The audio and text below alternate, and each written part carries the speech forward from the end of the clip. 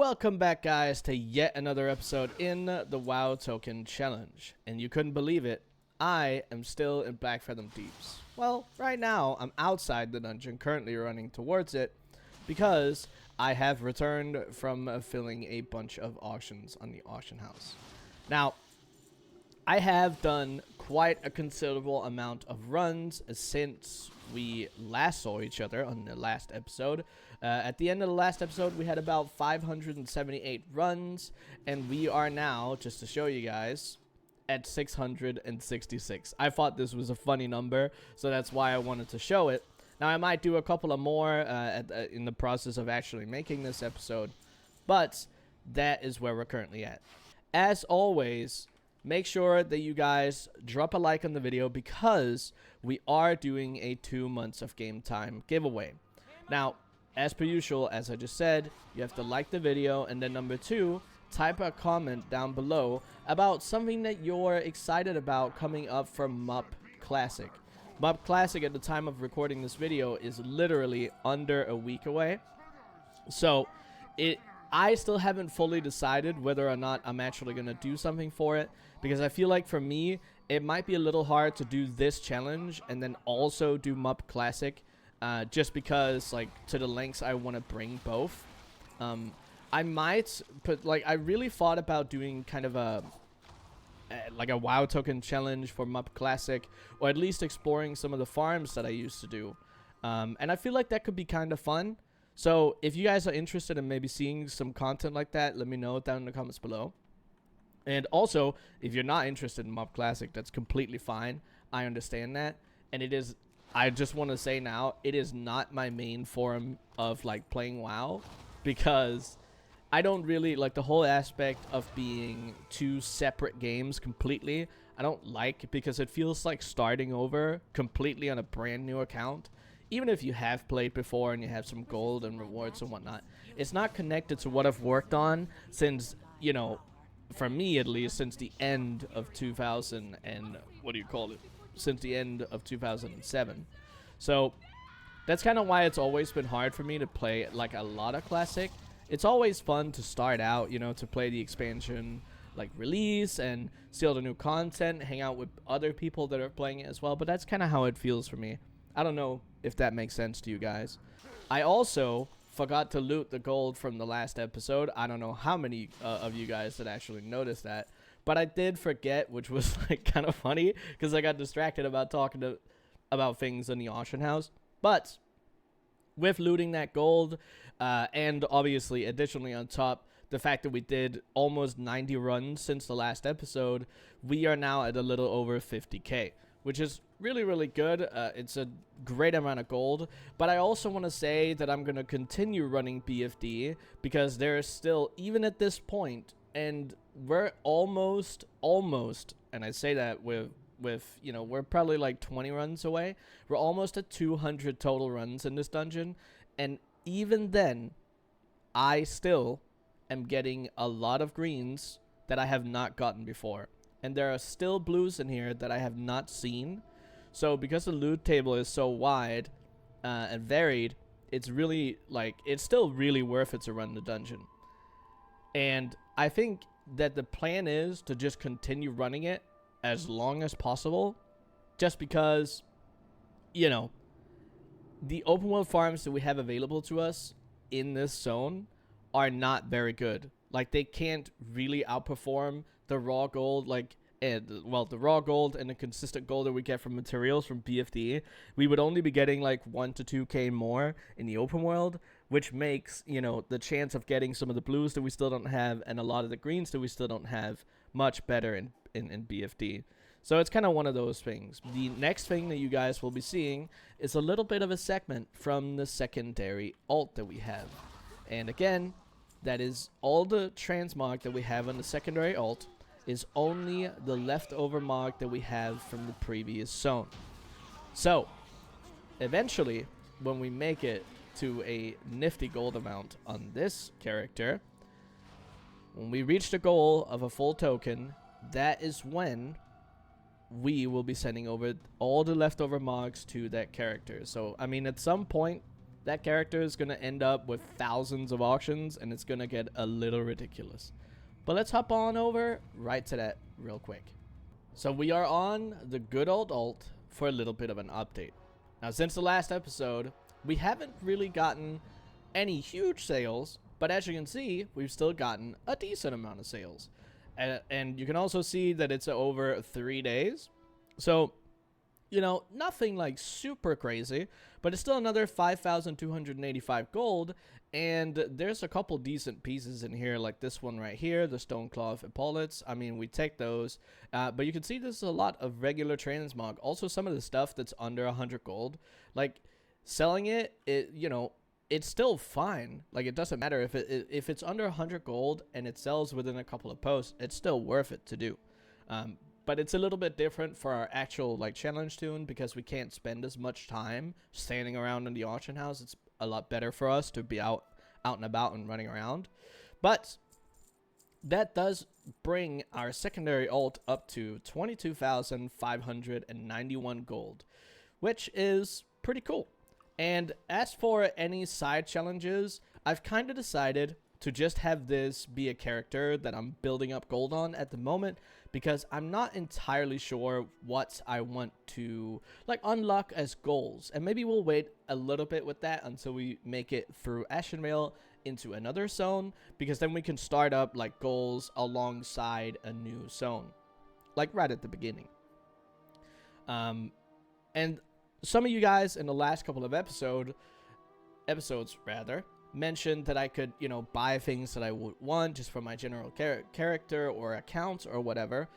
But I already have most of everything I want. And the gold that I have on my mains is more than enough to be spent on things that I would want outside of this challenge. So the gold that I have on this character will be spent for something in this series. I am just not exactly 100% sure on what that is just yet. Something I wanted to show you guys as well is how high the token is currently on EU. Now, a little bit over an hour ago, I looked at this as well, and it was 450k. This is absolutely insane. There's like in the last, I want to say week, it's slowly been going up and up and up. But over the last couple of days, we've seen some insane peaks on the WoW token. So I'm imagining that somebody is cashing out so many tokens at the moment just to bring this price up. There's also a chance that it's some kind of preparation from Up Classic, but regardless, this is a little bit of an issue for us with the WoW token being like this. It's not that big of a deal just because we're still pretty far away from our goal. So there's a chance that this could change quite a lot by the time we make it close to what would have been like 360k, 370k. But regardless, I just wanted to show you guys this peak because it's absolutely insane. It's like that's crazy. That's insane. I've seen a couple of people mention like wanting an updated look at the add-ons that we're using, because I have changed it a little bit since we started back in Durotar. Now, it's nothing crazy, and for this character alone, we are using a couple of add-ons, but we're not using every single one to its maximum capacity. And some of the ones that I have enabled, like GTFO, I don't even need this. So the ones that I'm using are as follows. It's Auctionator, it's Trade Skill Master, it's all the things, and then we're also using D-Junk, and we're using Gathermate, not right now because we're not gathering anything, but we do have it enabled. Then we have Handy Notes, and we also have Rare Scanner. Those are the ones that actually make a difference for this challenge, and that is because on the auction house, I'll show you guys right now, obviously you can see we have TSM here, and TSM is great for price tracking as well, and also if you want to have it really easy to be able to post up all of your stuff on the auction house. Now, the reason that I have Auctionator as well is because if you want to cancel, you can obviously do that with TSM. But unless you set up like really fancy canceling operations, then this is not going to be for you. And because of the way that this challenge is put together, and I want to make it as fast as possible and as adaptable as possible without having to worry about writing fancy operations, I have Auctionator. Because under canceling, you can click undercut scan, and it'll go through and tell you which items have been undercut by other people. And then you have some filtering options. You can see how much time is left. You can see the unit price. You can see the items ahead, like how many items are posted above yours. And then you can simply just, every single one that's marked with this yellow light, you would go ahead and click on it and it cancels it. And that is it. It makes it very simple, and this is easy, and this is completely fine for me for the challenge. Now, D-Junk, as you've seen probably a couple of times, it's a little minimap thing that you get, and the good thing about this add-on is I can drag and drop anything that I want in here, and I can just show you. If I add anything into here and then just click destroy next, it'll destroy it, right? It'll instantly just get it out of my inventory, which is really nice because in BFD, we have to walk pretty far outside to be able to mount up to then fly back to a place that we can actually sell something or get even all the way back to Agramar. But usually I use my Hearthstone for that, right? So it's kind of one of those things that it's really nice to be able to destroy the trash. Obviously, we don't want to get rid of some of this stuff, but it makes it super easy because the way that we can handle that, just it's storage management, and we have to worry about it because it's a part of the challenge. So that's the good thing about this. Also, if you don't want something in here, you can easily right click it and it is gone. Then it does not get destroyed on your list of things that you want to keep and potentially post in the auction house, which is amazing. Now, the other add-on that is really important for us right now is Rare Scanner. And it does show you all of these points where the rares can spawn. And you can also click on these little icons, because then it'll show you if it has like different spawning locations, because a lot of these mobs in the old zones actually do, and some of them patrol a little bit.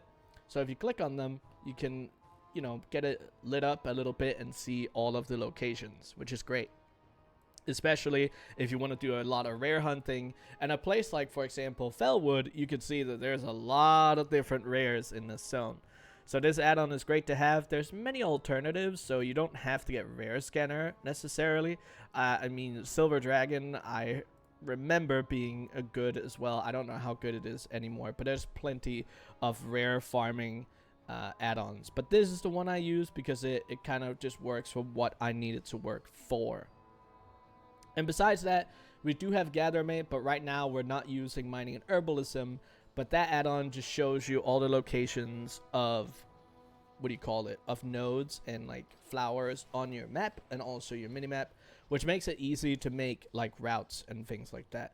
And when we really get into farming with Mining and Herbalism again, which I can tell you guys right now, that is going to happen, especially in some of the future zones that we might make it to. There's also 2 other add-ons that I want to add to that box. But for now, this is everything that we're using. Oh yeah, I forgot to mention all the things. It is an add-on that is very heavy. I will say that it takes like a lot out of your resources to be able to use what do you call it, all the things. But all the things shows you a lot of information about the different items, like where they're from, if they have any similar appearances, where you can get it, all of that stuff. So it's just extra information, so you don't have to search that up on the side on a place like Wowhead or things like that. And it could help you decide on what kind of a price you want on an item, whether or not it's super rare and things like that. And also, if you forgot where you got it from, well, it'll tell you immediately. So that's kind of what that puts into. And, you know, TSM also has the tooltip information with the prices, so that's a big part of that as well. But I hope that makes sense. If there's any of these add-ons that don't make sense to you guys, make sure you ask about it down in the comments below. And also, if you have any add-ons that might help me on my journey, make sure that you let me know. I mean, I'm trying to keep my add-on usage to an absolute minimum because I don't like a lot of clutter on my screen. As you can see, I'm not using any UI add-ons either. So that's kind of like where I want to be, but I hope this makes sense to you guys. We've made it to the point in the episode where I want to go over our slash played and also what we have in the mailbox. Now, the slash played is currently 13 days, 19 hours, and 15 minutes. Now, if you guys remember from the last episode, we were at 12 days, 17 hours, and 33 minutes, which means we have spent 26 hours since the last episode which is kind of crazy. And this episode also was delayed by 1 day because I was kind of busy. But here's the thing. I also had a lot of AFK time in these 26 hours because I had to walk away from the PC literally all the time. So again, these 26 hours, I don't want to say that they were all spent on efficiency, top dog efficiency. However, I also want to add, and I always talk about this every time we look at the slash played, this is a very real, I guess, understanding of how long these things take and how long they can take. You don't have to, even if you're doing a challenge, you don't have to be 100% optimized all the time. Because if I had to worry about logging out every time I stepped away for 5-10 minutes, or every time I had to randomly go AFK, or I was looking something up, to minimize the amount of slash play time, it's unrealistic, especially if some of you guys were doing it too. So, again, but just remember that there's also AFK time included. Now, in our mailbox, we do have a good amount of sales. We actually have 112 mails. I'm pretty sure it's not anything of super high insane value in those 12. So it's probably up to 35k, 36k maybe. So that as a gold per hour is not amazing. However, and I'll show you this in a second, our auction house is a completely different ordeal. And something that I will also tell you guys about in a second is going to change that up a little bit, and hopefully will gain us quite a lot of sales for the next episode. But as you can see, we do still have some Transmog sales here. The War Paint chest piece, Grunt's ankle wraps, Mystic's shoulder pads, Ritual Amas, Hulking bands, and things like that, right? You'll see these sprinkled out. You can see some here as well. Aboriginal shoulder pads, Wrangler's gloves, Pathfinder's cloak. You can also see here Spike Chain shoulders, Greenleaf branch, Sentry's arm splints. Then we got some patterns, and more patterns and formulas. So we are selling stuff. You can also see here the Prospector's chest piece. We actually sold 3 of these, which is one of the things that I will be doing a lot more of. 760 times 3.